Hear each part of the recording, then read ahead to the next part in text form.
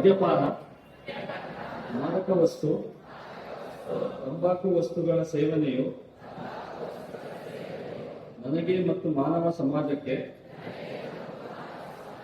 ಮಾರಕವೆಂದು, ಇದರಿಂದ ಮಾನವನ ದೇಹವಲ್ಲದೆ ಮನಸ್ಸು ಮತ್ತು ಸ್ವಾಸ್ಥ್ಯ ಸಮಾಜ ಅನಾರೋಗ್ಯ ಪೀಡಿತವಾಗುತ್ತಿರುವುದು ಮತ್ತು ಗ್ರಾಮೀಣ ಹಾಗೂ ನಗರ ಪ್ರದೇಶದ ಯುವ ಜನತೆ ಇದರ ದಾಸ್ಯಕ್ಕೆ ಒಳಗಾಗುತ್ತಿರುವುದು ತಿಳಿದಿದೆ.